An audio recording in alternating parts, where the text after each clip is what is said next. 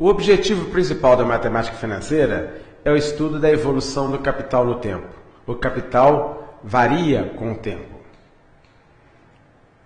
A ideia fundamental da matemática financeira é que o capital varia com o tempo. Ninguém que tem uma quantia de R$1.000 para receber hoje aceita receber essa mesma quantia de R$1.000 daqui a um ano. E ninguém que tem uma quantia para pagar daqui a um ano de R$1.000 aceita pagar essa mesma quantia hoje de R$1.000. Portanto, o capital varia com o tempo. Essa variação do capital com o tempo pode variar na sua velocidade. A velocidade com que um valor varia com o tempo é a chamada taxa de juros. Vejamos uma situação. Um capital de R$500, a taxa de 20% ao ano, em um ano. Ou seja, com essa velocidade de aumento do capital de 20% ao ano, qual vai ser o valor em um ano? Numa linha de tempo, que é o calendário estilizado para a matemática financeira, nós temos hoje um valor de 500. Esse valor vai ser acrescido de 20%. Para acrescentar 20%, basta multiplicar o capital de 500 por 1,20. E nós temos o valor na data 1, ou seja, um ano depois, de 600. Portanto, o capital de 500 em um ano variou para 600. A taxa de juros, ou a velocidade dessa variação do capital, foi de 20%. Os juros do ano foram de R$100. A capitalização dos juros é um dos problemas principais da matemática financeira. Vamos ver uma situação. Um capital de 1.000, a taxa de 10% ao ano, tempo 2 anos. A taxa de juros de 10% ao ano significa que o capital está variando no tempo a taxa de 10% ao ano. Nós temos duas formas de capitalização. A capitalização composta, onde o capital inicial de 1.000, ele é acrescido de 10% no primeiro ano. Isso faz com que, após um ano, esse capital já é de 1.100. Ele teve um crescimento de 10% nesse ano. No segundo ano, tomamos como base esse capital de 1.100. O capital de 1.100 acrescido de 10%, ou multiplicado por 1,10, resulta em 1.210. Portanto, o capital de 1.000 hoje, a taxa de 10% ao ano, depois de 2 anos, ele vale 1.210. A capitalização simples é uma forma diferente de capitalização, onde os juros não rendem durante o período da aplicação. O mesmo capital 1.000, depois de um ano, nós vamos separar aquele que era o capital e aquilo que foi o rendimento de 10%, que corresponde a 100. Portanto, um ano depois, não temos 1.100 de capital como na situação anterior. Nós temos 1.000 de capital e 100 de juros. Aquele 100 de juros não se transforma em capital. Portanto, para o período anual seguinte, o capital somente tem o rendimento de 10% e vai chegar mais 10%. Temos, portanto, depois de 2 anos, o capital de 1.000, o rendimento de 100 do primeiro ano e o rendimento de 100 do segundo ano.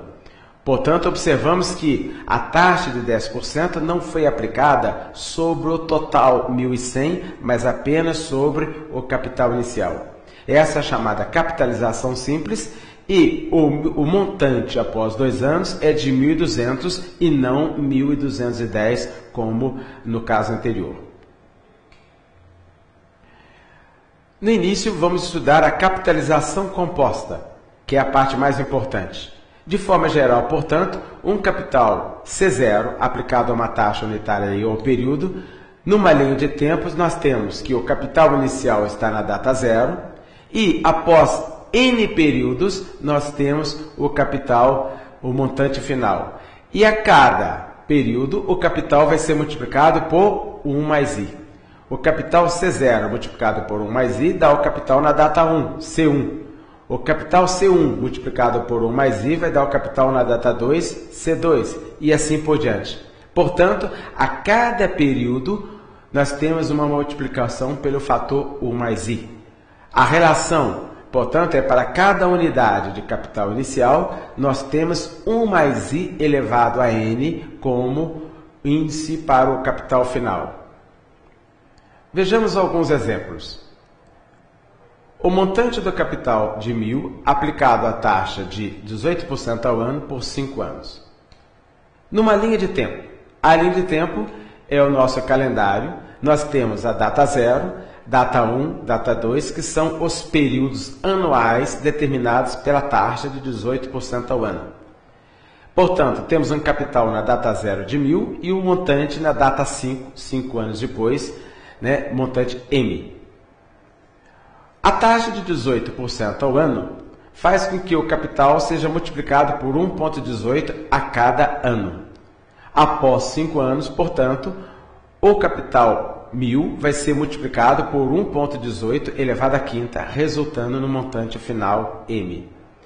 Esse cálculo 1,18 elevado à quinta pode ser feito através de uma calculadora. Em algumas provas esses valores são fornecidos na forma de uma tabela.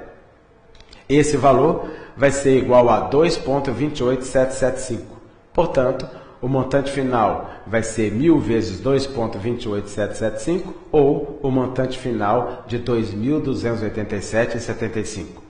É bom lembrar que a diferença entre o capital inicial 1.000 e o capital final 2.287 são exatamente o rendimento ou juros, que vai ser de 1.287,75.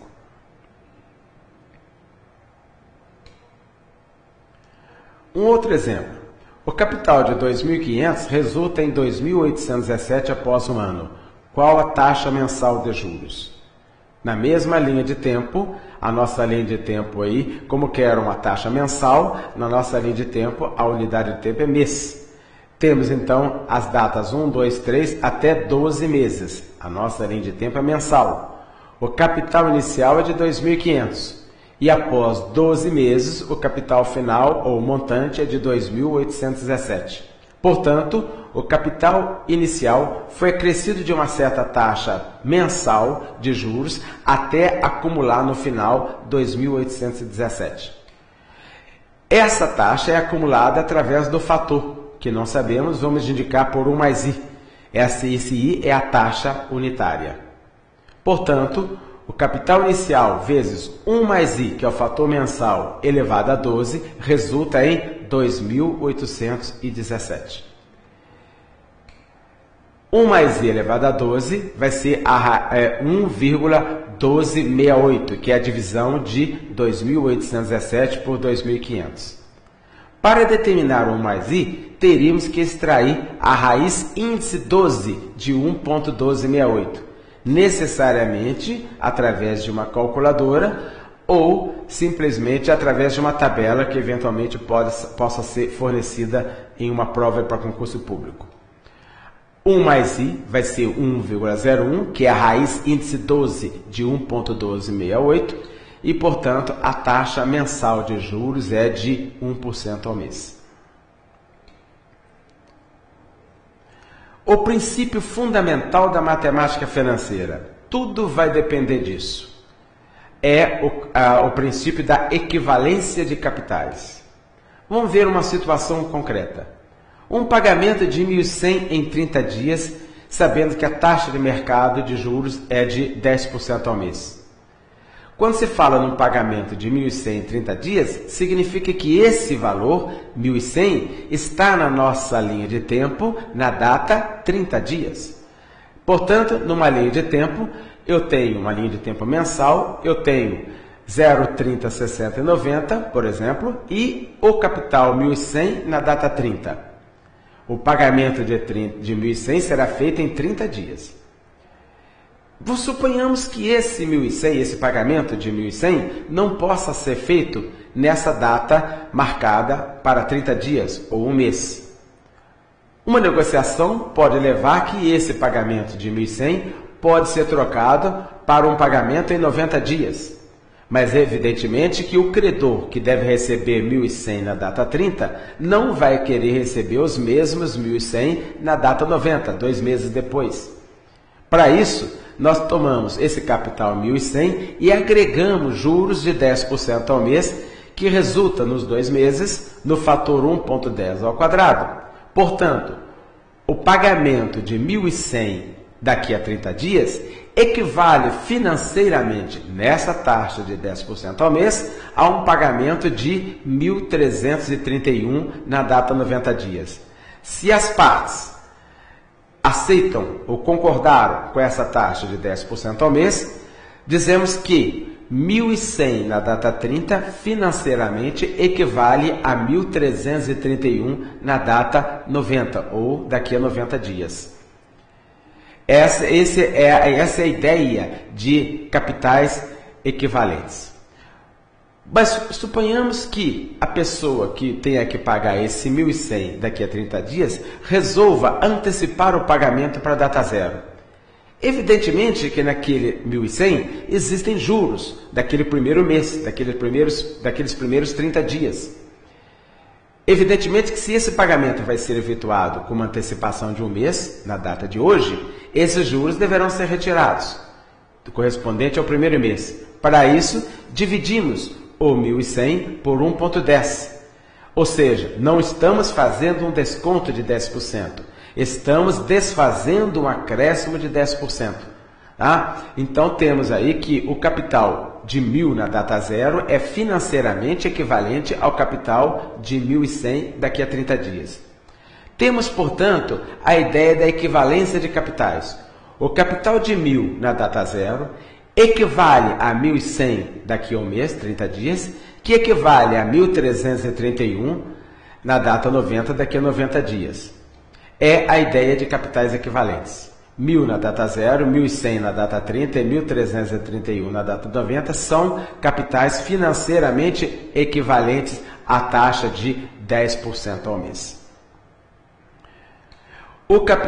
Capitais equivalentes, portanto, são diferentes que se tornam iguais em uma mesma data. Evidentemente que 1.000 na data zero é diferente de 1.331 na data 90. Mas, se colocados numa mesma data, por exemplo, na data 30, o 1.000 se torna 1.100, o 1.331 também se torna 1.100. Portanto, é a ideia de capitais equivalentes. O capital de 1.000 que está na data zero é o chamado valor presente ou valor atual.